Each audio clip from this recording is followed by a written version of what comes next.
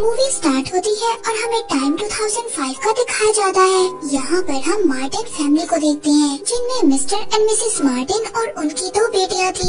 उनकी बड़ी बेटी ग्रेस और छोटी बेटी अमेंडा थी। अब मार्टिन इंडिया रोबोटिक कंपनी से एक रोबोट को खरीदते हैं। अब अपनी फैमिली के सामने मिस्टर मार्टिन उस रोबोट को एक्टिवेट करते हैं। वो रोबोट एक्टिव होते ही उस फैमिली को रोबोट्स के 3 लॉ बताता है। उसका फर्स्ट लॉ ये था, किसी भी रोबोट ने इंसान को जख्मी या उस पर वार नहीं करना।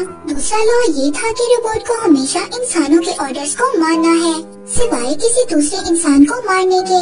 तीसरा और आखिरी लॉ ये था, रोबोट्स ने हमेशा अपनी एग्जिस्टेंस को बचाना है। अब ये सब देखकर वो पूरी फैमिली बहुत ज्यादा हैरान हो जाती है। मार्टिन की छोटी बेटी रोबोट का नाम एंड्रो रखती है, लेकिन मार्टिन की बड़ी बेटी ग्रेस को ये रोबोट बिल्कुल भी पसंद नहीं आता। मिस्टर मार्टिन एंड्रो को रहने के लिए बेसमेंट में जगह देते हैं। अब मिस्टर मार्टिन एंड्रो की ड्यूटीज में मेंटेनेंस, हाउसकीपिंग और घर की काम करना सेट करते हैं। अब नेक्स्ट डे एंड्रो अपनी सारी ड्यूटीज परफॉर्म करता है। वो बेसमेंट भी क्लीन करता है और वहाँ पर उसको एक पुराना फोनोग्राफ मिलता है। उस फोनोग्राफ को वो रिपेयर भी करता है। एक दिन मार्टिन की बड़ी बेटी ग्रेस एंड्रो से मजाक करती है। वो एंड्रो को विंडो से कूदने के लिए कहती है और एंड्रो ऐसा ही करता है और वो विंडो से कूद जाता है। इस बात पर मिस्टर मार्टिन अपनी दोनों बेटियों को बहुत ज्यादा डांटते हैं और कहते हैं कि एंड्रो बेशक एक रोबोट है, लेकिन हमें उसके साथ ऐसा बिल्कुल भी नहीं करना चाहिए। हमें उसे अपनी फैमिली का एक पार्ट समझना चाहिए। एक दिन मार्टिन की पूरी फैमिली वेकेशंस के लिए बीच पर जाती है। वहाँ पर अमेंडा अपने एक कांच के घोड़े से खेल रही थी, लेकिन गलती से एंड्रो से वो कांच का घोड़ा टूट जाता है। इस बात पर अमेंडा बहुत ज्यादा उदास हो जाती है और एंड्रो को भी इस बात पर बहुत ज्यादा बुरा लग रहा था। इसी बात पर अब एंड्रो अमेंडा के लिए एक लकड़ी का घोड़ा बनाता है और जाकर उसके बेड पर रख देता है। इसी तरह एंड्रो और अमेंडा की अब दोस्ती हो जाती है। एक दिन मिस्टर मार्टिन वो लकड़ी का घोड़ा देखते हैं और बहुत ज्यादा हैरान होते हैं कि ये एंड्रो ने बनाया है और सोचते हैं कि कैसे एक रोबोट अपनी एक्टिविटी को यूज कर एक बहुत ही खूबसूरत घोड़ा बना सकता है। मिस्टर मार्टिन एंड्रो के प्रोग्राम में कुछ चेंजिंग करते हैं। वो एंड्रो के प्रोग्राम में ड्यूटीज के साथ साथ अब उसकी हॉबीज और उसकी एक्टिविटीज को भी शामिल कर देते हैं कि इन चीजों के लिए भी वो एक्स्ट्रा टाइम निकाल सकता है। इसके अलावा मिस्टर मार्टिन रोज एंड्रो को इंसानों की तरह तौर तरीके सिखाएंगे। इसी तरह टाइम गुजरता जाता है और एंड्रो अपनी क्रिएटिविटी से सिर्फ चीजें लकड़ी की बनाता है, लेकिन ज्यादातर वो लकड़ी की बड़ी बड़ी घड़ियाँ बनाया करता था। इसके अलावा वो इंसानों की फीलिंग्स और इमोशंस को भी सीखता है। अमेंडा एंड्रो को पियानो बजाना भी सिखाती है और वक्त के साथ साथ एंड्रो और अमेंडा की दोस्ती बहुत ही ज्यादा गहरी हो जाती है और इसी तरह अब अमेंडा बड़ी हो जाती है। एक दिन मिस्टर मार्टिन इस बात को डिसाइड करते हैं कि एंड्रो ने जो भी लकड़ी की चीजें बनाई है उनको बेच दिया जाए। अमेंडा अपने फादर से ये कहती है कि हम एंड्रो की बनाई हुई चीजों को सेल करेंगे और उससे जो पैसे आएंगे हम एंड्रो का अकाउंट खुलवाकर उसमें डिपॉजिट करवा देंगे। मिस्टर मार्टिन अमेंडा से कहते हैं कि वो सिर्फ एक रोबोट है और हम लोगों को इमोशनली उस रोबोट में इन्वॉल्व नहीं होना चाहिए। अब मिस्टर मार्टिन अमेंडा की बात को मान लेते हैं। वो सभी घड़ियों को सेल कर देते हैं और उससे जो पैसे आते हैं वो एक बैंक अकाउंट ओपन करवाते हैं और उसमें डिपॉजिट करवा देते हैं। अब कुछ दिन बाद अमेंडा की शादी थी और वो इस बात से कंफ्यूज थी कि उसको शादी करनी चाहिए या नहीं। यही बात पूछने के लिए वो एंड्रो के पास आती है। एंड्रो वहाँ पर काम कर रहा था। अमेंडा की बातों की वजह से एंड्रो गलती से अपनी एक उंगली काट लेता है।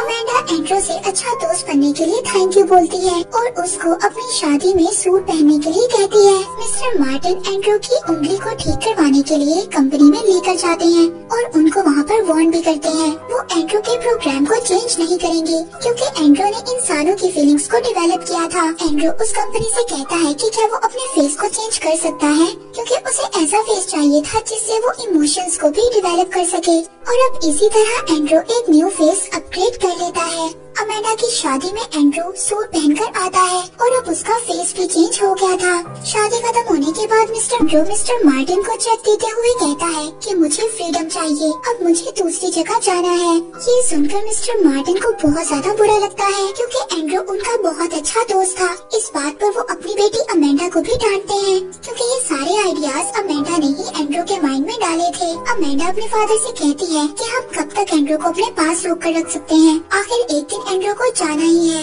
अब दुखी दिल से मिस्टर मार्टिन एंड्रू के चेक को वापस कर देते हैं और उसको फ्रीडम दे देते हैं। अब एंड्रू मिस्टर मार्टिन के पास से चला जाता है। कुछ देर बाद वो बीच पर जगह खरीदता है और वहाँ पर एक बहुत ही प्यारा घर बनाता है। अब वहाँ पर रहते हुए एंड्रू को 16 साल हो गए थे। वो दुनिया से काफी कुछ सीखता है और वहाँ पर रहते हुए वो लकड़ी की काफी ज्यादा चीजें भी बनाता है। अमेंडा भी काफी एजिड हो गई थी। एक दिन वो एंड्रू के पास आती है और एंड्रू को बताती है कि मिस्टर मार्टिन की हालत बहुत ज्यादा खराब है और वो लास्ट स्टेज पर है, वो तुमसे मिलना चाहते हैं। एंड्रू मिस्टर मार्टिन से मिलने जाता है। मिस्टर मार्टिन एंड्रू को कहते हैं कि मुझे माफ कर देना, बहुत साल पहले तुमने अपना फ्रीडम मांगा था और तुम बिल्कुल ठीक थे। अपना हाथ एंड्रू के हाथ पर रखते हैं और उसको थैंक यू बोलते हैं इतने सालों की सर्विस के लिए, और ये कहकर ही फौरन मिस्टर मार्टिन की डेथ हो जाती है। अब एंड्रू को ये बात रियलाइज होती है कि उसने बाहर की दुनिया को देखना था और अपने जैसा ही एक रोबोट ढूंढना था, लेकिन बाहर जाना इतना भी आसान नहीं था। अब वो कोर्ट में एक रिक्वेस्ट डालता है और एंड्रू का केस अमेंडा के बेटे लॉयड के हाथ में आता है। लॉयड वैसे भी एंड्रू को पसंद नहीं करता था, इसीलिए वो एंड्रू का ट्रैवल अप्रूव कर देता है ताकि वो उसकी मदर अमेंडा से दूर हो जाए। अब एंड्रू अलग अलग कंट्रीज में जाता है और वहाँ पर अपने जैसे रोबोट को तलाश करता है। एंड्रू लेटर्स के जरिए अमेंडा से बात किया करता था। अब एक दिन एंड्रू को ये बात पता चलती है कि उसके जैसा ही एक रोबोट एक कंट्री में बनाया गया है। अब वो जब वहाँ पर पहुँचता है तो उसको एक फीमेल रोबोट दिखाई देती है जो कि हाइपर एक्टिव थी। वो उसको देखकर बहुत ज्यादा खुश होता है और उसका पीछा करते हुए एक वेयर हाउस में पहुँच जाता है। वो उस फीमेल रोबोट को देखकर बहुत ज्यादा खुश होता है, लेकिन तभी उसे ये बात पता चलती है कि ये रोबोट जो इतना एक्टिव है, इस रोबोट की पर्सनैलिटी चिप को ऑन किया गया है, यानी कि किसी ने उसको प्रोग्राम किया है ऐसा बनने के लिए, और ओरिजिनली वो ऐसा नहीं है। वो उस फीमेल रोबोट के ऑनर रूपर से मिलता है। वो एंड्रू को बताता है कि उसके फादर इंडिया रोबोटिक कंपनी में काम किया करते थे, लेकिन मेरे फादर को उस कंपनी से निकाल दिया गया। इसके बाद उन्होंने ये कंपनी स्टार्ट की और अब उनके बाद मैं इस कंपनी में काम करता हूँ। एंड्रू को अब यहाँ पर ये बात भी पता चलती है कि रोबोट एक ऐसा सूट बनाना चाहता है कि अगर कोई भी रोबोट उसको पहन लेगा तो वो बिल्कुल इंसानों की तरह ही लगेगा, लेकिन उसको कोई इन्वेस्टर नहीं मिल रहा उसके प्रोजेक्ट में फंड करने के लिए। एंड्रू इस बात को सुनकर बहुत ज्यादा खुश होता है और उसके प्रोग्राम में फंड करने के लिए तैयार हो जाता है, लेकिन इसके बदले में रोबोट एंड्रू के लिए इंसानों वाला सूट बनाएगा और जल्द ही एंड्रू को इंसानों वाला सूट मिल जाता है। उस सूट को पहनने के बाद एंड्रू अब बिल्कुल एक 40 साल के आदमी की तरह लग रहा था। वो इस चीज से अब काफी ज्यादा खुश होता है। वो सरप्राइज देने के लिए अब अमेंडा के घर चला जाता है। जब वो अमेंडा के घर जाता है तो वहाँ पर उसको एक लड़की नजर आती है जो बिल्कुल अमेंडा की तरह ही लग रही थी और वो पियानो बजा रही थी। तभी वहाँ पर रियल अमेंडा आती है जो अब बुजुर्ग हो गई थी। वो एंड्रू को पहचान ही नहीं पाती। तभी एंड्रू उसको बताता है कि मैं एंड्रू हूँ। अमेंडा एंड्रू को बताती है जो पियानो बजा रही है वो उसकी पोती है, यानी कि उसके बेटे लॉयड की बेटी, और अमेंडा की ग्रैंड डॉटर का नाम पोर्शिया था। अब एंड्रू अब दोबारा से अपने घर आ जाता है। ये बात पता चलती है कि अमेंडा को हार्ट अटैक आया है। एंड्रू अमेंडा से मिलने जाता है। अमेंडा के हाथ में वही घोड़ा था जो एंड्रू ने फर्स्ट टाइम उसको बना कर दिया था।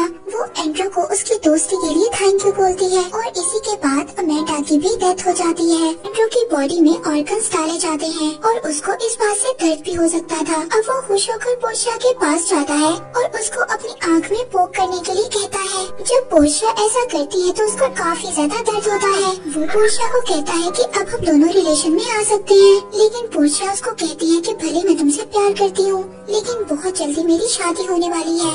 ये सब बातें सुनकर एंड्रू वहाँ से चला जाए और उसको बताता है कि वो उसे पसंद करता है, लेकिन पोर्शिया वहाँ से गुस्से से जाने लगती है। एंड्रू उसका हाथ पकड़ लेता है और फिर वो लोग क्वालिटी टाइम स्पेंड करते हैं।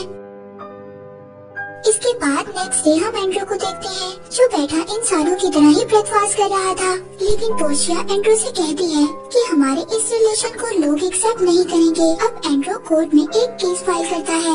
वो वो ये था कि उसको एक मुकम्मल इंसानों वाला दर्जा दिया जाए। एंड्रू फील कर सकता था, उसको दर्द हो सकता था और उसको प्यार भी हुआ था, लेकिन इसके बावजूद वो केस हार जाता है सिर्फ एक वजह से, क्योंकि वो वक्त के साथ साथ नहीं चल सकता था। यानी इंसान बड़ा होने के बाद बुजुर्ग हो जाता है और उसके बाद मर जाता है, और ये एबिलिटी अभी भी एंड्रू के अंदर नहीं थी।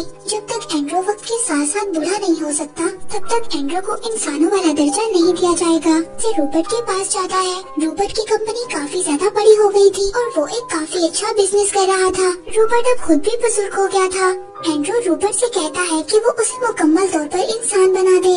जब एंड्रू की बॉडी में सिंथेटिक ऑर्गन्स को डाला गया था, तो उसके साथ ही एक फ्लूइड को डाला गया था। अब वो उस फ्लूइड को निकाल देता है और एंड्रू की बॉडी के अंदर मुकम्मल तौर पर ब्लड को डाल देता है। रूपर्ट उसको कहता है कि ये खून उसके बॉडी में हमेशा के लिए नहीं रहेगा, वो ब्लड खत्म होता रहेगा और वो वक्त के साथ साथ बूढ़ा हो जाएगा और वो 20 से 30 सालों में मर जाएगा। एंड्रू भी इस बात को एक्सेप्ट करता है और अब एंड्रू पूरी तरह से इंसान बन गया था। अब एंड्रू दोबारा से कोर्ट के सामने आता है। एंड्रू अब बुजुर्ग हो गया था, यानी कि जब से उसको बनाया गया था अब पूरे 200 साल हो चुके थे। वो कोर्ट को बताता है कि उसे एक इंसान की तरह जिंदा रहना है, न कि एक रोबोट या मशीन की तरह। कोर्ट उसको अपना फैसला सुनाने के लिए कुछ टाइम मांगता है और कुछ टाइम के बाद हम एंड्रू और पोर्शिया को देखते हैं, जो कि अब काफी ज्यादा बुजुर्ग हो गए थे। तभी वहाँ पर रूपर्ट ने जो फीमेल रोबोट बनाई थी, वो भी अब पूरी तरह से इंसानों की तरह नजर आ रही थी। तभी वहाँ पर कोर्ट अपना फैसला सुनाता है। वो कोर्ट का फैसला लाइव ब्रॉडकास्ट हो रहा था। एंड्रू और पोर्शिया दोनों एक दूसरे का हाथ पकड़ते हैं। कोर्ट एंड्रू को इंसानों का दर्जा देता है और एंड्रू और पोर्शिया की शादी को लीगल मानता है, लेकिन ये फैसला सुनने से पहले ही एंड्रू मर जाता है और पोर्शिया का हाथ छोड़ देता है। यानी कि 200 साल बाद एक रोबोट इंसान बनकर मर गया था। पोर्शिया उस फीमेल रोबोट से कहती है कि एंड्रू हमेशा से इंसान ही था, उसे किसी भी कोर्ट के फैसले की जरूरत नहीं थी, और वो एंड्रू का हाथ पकड़कर खुद भी इस दुनिया से चली जाती है। और ये एक रोबोट की स्टोरी जो 200 साल तक जिंदा था, यहीं पर इस स्टोरी का एंड हो जाता है।